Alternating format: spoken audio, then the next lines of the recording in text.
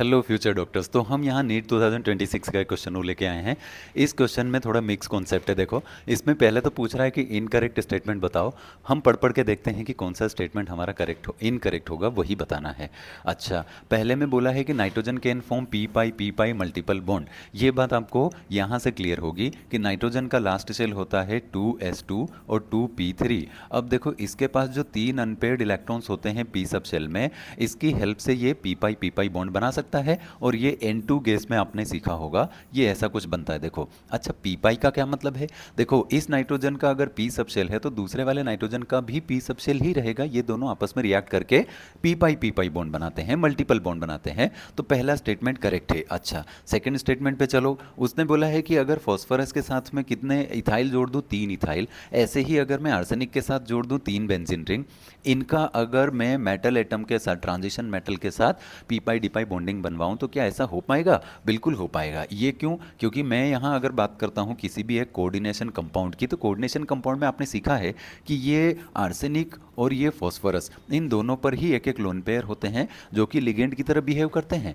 अब आपसे अगर बोला जाए कि ये लिगेंड, ये लोन पेयर अगर वो किसी एक सेंट्रल मेटल एटम को डोनेट करेगा तो एक तो बॉन्ड बनाएगा, कौन सा? कोऑर्डिनेट।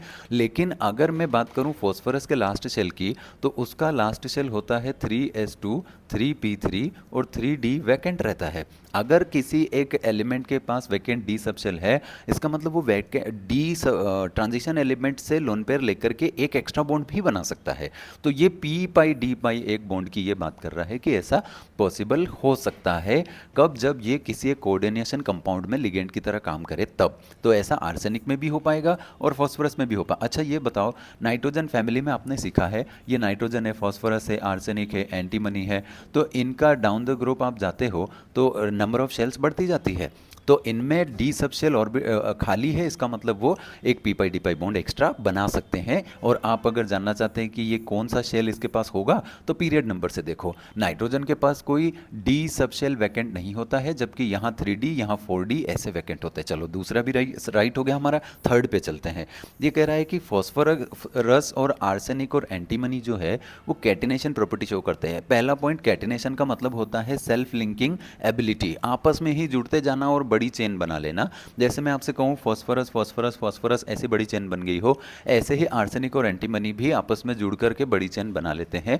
तो ये पॉसिबिलिटी तो बिल्कुल है, राइट। ये नाइट्रोजन में ऐसी पॉसिबिलिटी नहीं होती, क्योंकि नाइट्रोजन नाइट्रोजन एटम आपस में जुड़ के बड़ी चेन नहीं बनाते। अच्छा, आपने फॉस्फोरस में देखा होगा, आर्सेनिक और एंटीमनी में ये केस थोड़ा कम देखने को मिलता है। लेकिन फॉस्फोरस में आप देखोगे तो आपने व्हाइट, रेड और ब्लैक फॉस्फोरस 3 टाइप के एलोट्रोप उसके पढ़े होंगे। तो उनमें आपस में ही बॉन्डिंग होती है और फॉस्फोरस फॉस्फोरस की बड़ी चेन बन जाती है। अच्छा, तो फिर तीसरा भी करेक्ट है।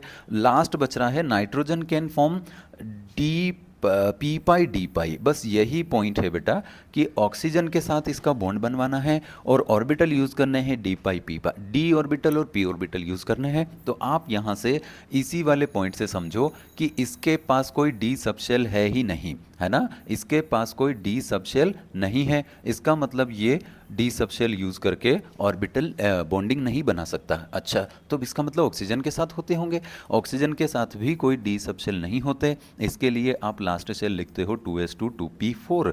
तो इसके पास भी कोई डी सबशेल तो है नहीं। इसका मतलब यही लास्ट ऑप्शन जो है हमारा इनकरेक्ट हो जाएगा। और यही हमसे क्वेश्चन में पूछा था। Thank you.